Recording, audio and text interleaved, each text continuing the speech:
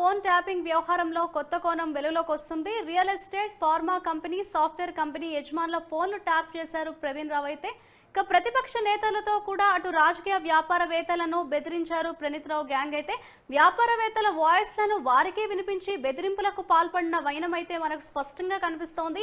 ఇక ఆడియోలు బయటకు రాకుండా ఉండాలంటే బీఆర్ఎస్ పార్టీకి డబ్బులు ఇవ్వాలంటూ కూడా ప్రణీత్ రావు గ్యాంగ్ అయితే డిమాండ్ చేసినట్లుగా సమాచారం. బెదిరింపు ఆడియోలను వ్యాపారుల ముందు పెట్టి ఎలక్టరల్ బాండ్స్ ను కొనిపించారు ప్రణీత్ రావు అండ్ గ్యాంగ్. అయితే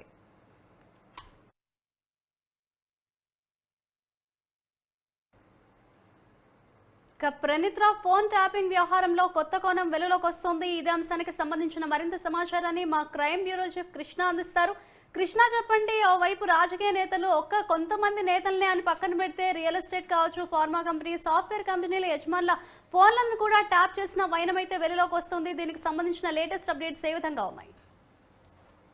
మాధురి, ప్రణీత్ రావు ట్యాపింగ్ వ్యవహారంలో కొత్త విషయాలు బయటపడుతున్నాయి. Real estate, pharma company, software కంపెనీల యజమానులను ఫోన్ను ట్యాప్ చేసి వాటిని ఏదైతే రికార్డ్ చేసిన తర్వాత ఆయా వ్యాపారవేత్తలను ప్రణీత్ రావు అండ్ గ్యాంగ్ పెద్ద మొత్తంలోనే డబ్బులు స్వాహా చేశారు. అంతేకాకుండా ఈ బెదిరింపు ఆడియోలను ముందు పెట్టి ఎలక్ట్రోల్ బాండ్స్ ని కొని వారి చేత కొనిపించడం జరిగిందని తెలుసుకున్నారు. బీఆర్ఎస్ పార్టీకి ఫండ్ రూపంలో పెద్ద మొత్తంలో డబ్బులు ముట్ట చెప్పేలా వారంతా కూడా ఇప్పుడే బెదిరింపులకు పాల్పడ్డారు. లేని పక్షంలో అరెస్ట్ చేసి జైలుకు పంపుతామని చెప్పడంతో చాలా మంది బడా వ్యాపారులంతా కూడా ఈ వ్యాపారుల చేత ఎలక్ట్రోల్ బాండ్స్ కొనిపించడం జరిగింది. ఇక తాజాగా వ్యవహారానికి సంబంధించి ప్రణీత్ రావు ఫోన్ ట్యాపింగ్ కేసులో రవి పాల్ కీలకంగా మారాడు. ఈ ఎస్ఐవికి టెక్నికల్ కన్సల్టెంట్ గా రవిపాల్ ఉన్నాడు. ఈ ఏదైతే ప్రభాకర్ రావు నేతృత్వంలో కేంద్రం అనుమతి లేకుండా ఈ రవిపాల్ ట్యాపింగ్ డివైస్ ని విదేశాల నుంచి తీసుకురావడం, ఒక సాఫ్ట్వేర్ కంపెనీ పేరుతో ఇజ్రాయెల్ నుంచి ఈ ట్యాపింగ్ డివైస్లను కూడా రవిపాల్ దిగుమతి చేసి కోట్లాది రూపాయలు చెల్లించి వాటిని ఎస్ఐబి వాటికి తరలించారు. అయితే దీనికి అటు ఆ పార్టీ అంటే ప్రభుత్వానికి సంబంధించి అప్పుడు పార్టీ ఏదైతే ప్రభుత్వం రూల్ చేస్తుందో బీఆర్ఎస్ పార్టీ అలాగే ఎస్ఐబి నుంచి కోట్లాది రూపాయలు తీసుకున్నారు. అయితే ఈ మీటర్లు ఏవైతే ఈ ట్యాపింగ్ మిషన్లు తీసుకొచ్చారో 300 మీటర్ల పరిధిలో ఉండే మాటలను ఏవైనా సరే నేరుగా వినేలాగా ఈ మిషనరీ పనిచేస్తుంది. అందుకే రేవంత్ రెడ్డికి తెలియకుండా ఆయన ఇంటి సమీపంలో ఒక ఫ్లాట్ ని అద్దెకు తీసుకొని దాంట్లో ఈ మిషన్లన్నీ కూడా ఏర్పాటు చేసుకుని ఎప్పటికప్పుడు ప్రణీత్ రావు అండ్ రవిపాల్ వీరిద్దరూ కలిసి రేవంత్ రెడ్డి, వారి కుటుంబ సభ్యులు, బంధువులు, సన్నిహితులు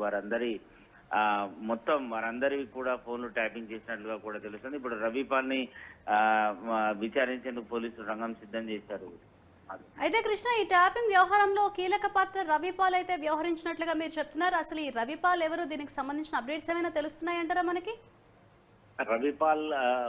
రవిపాల్ వ్యవహారానికి సంబంధించి అతను ఒక బడా బిజినెస్ మ్యాన్. ఈ ఫోన్ టెక్నికల్ లో చాలా పెద్ద ఎత్తున నాలెడ్జ్ ఉంది.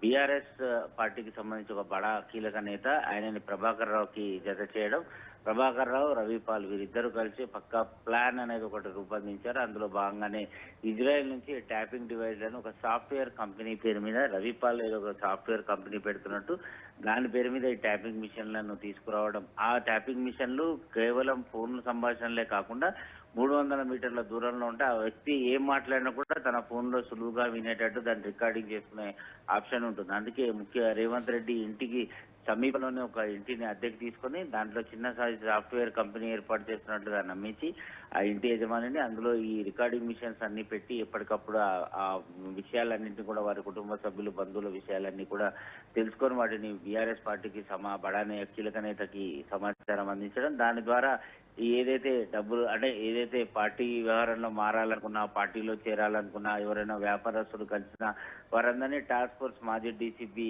ఎవరైతే రాధాకిషన్ ఉన్నారో ఆయన ద్వారా, అలాగే భుజంగరావు తిరుపతన్న ద్వారా బెదిరింపులకు పాల్పడి వారిని పార్టీలోకి చేరకుండా అలాగే ఎలక్ట్రల్ బాండ్స్ అనేవి కొనుగోలు చేసే విధంగా ఒత్తిడి తీసుకొచ్చి బీఆర్ఎస్ పార్టీకి పెద్ద మొత్తంలోనే ఫండింగ్ చేరడం, కొంత మొత్తం వారు స్వాహా చేయడం జరిగిందని దర్యాప్తులో తేలింది. ఇందులో భాగంగానే బంజారాహిల్స్ అటు ఏదైతే పోలీస్ స్టేషన్ లో SIT special investigation team case దర్యాప్తు చేస్తుందో ఆ రవిపాల్ కి నోటీస్ ఇచ్చి పిలిచేందుకు రంగం సిద్ధం చేశారు.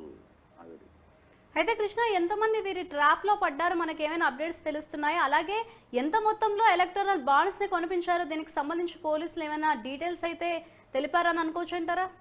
సో ప్రస్తుతం మాధురి కేసు వ్యవహారం సంబంధించి పోలీసులు చాలా గోప్యంగా ఉంచుతున్నారు. ప్రతి విషయాన్ని ఇప్పటికే సంచలనం కోసమని ఈ పోలీసులు ఈ కేసులో ఉన్న ప్రణీతరావు దర్యాప్తు అంశాలను మీడియాకు లీక్ చేస్తున్నారంటూ గతంలోనే ప్రణీతరావుకు సంబంధించిన న్యాయవాది హైకోర్టులో వాదనలు కోర్టుకు దృష్టికి కూడా తీసుకురావడం జరిగింది. దీంతో పోలీసులు దీంట్లో గోప్యంగా ఉన్నారు. ఎప్పుడైతే ప్రణీతరావు అరెస్ట్ అయిన తర్వాత ఇప్పటికే ఈ రాధాకిషన్, ఆ తర్వాత ఒక మీడియా సంస్థ అధినేత శ్రవణ్ కుమార్, అలాగే ఐజీ ప్రభాకర్ రావు వీళ్ళంతా కూడా విదేశాలకు పారిపోవడం కూడా జరిగింది. అయితే ఐజీ ప్రభాకర్ రావు పోలీసులకి కాల్ చేసినట్లుగా కూడా తెలుస్తోంది. తను క్యాన్సర్ వ్యాధితో చికిత్స పొందుతున్నానని, ప్రస్తుతం తాను విదేశాల్లో చికిత్స పొందుతున్నట్లుగా అధికారులతో సంభాషణ చేసినట్లు తెలుస్తోంది. జూన్ జూలై నెలాఖరు వరకల్లా తాను హైదరాబాద్ చేరుకుంటానని, ఖచ్చితంగా పోలీసుల ఎదుట విచారణకు హాజరవుతానని చెప్తున్నప్పటికీ కూడా పోలీసులు మాత్రం ఎట్టి పరిస్థితుల్లో ఈ లుకౌట్ నోటీస్ ద్వారా ప్రభాకర్ రావుని హైదరాబాద్ పిలిపించి ఆయనని విచారణ చేపట్టాలని భావిస్తున్నారు. ఏదేమైనప్పటికీ ఈ కేసు వ్యవహారం సంబంధించి కొత్త విషయాలు బయటికి రావడం, ఈ కేసు దర్యాప్తు కూడా అనేక మలుపులు తిరుగుతుంది Madhuri. Right, thank you Krishna.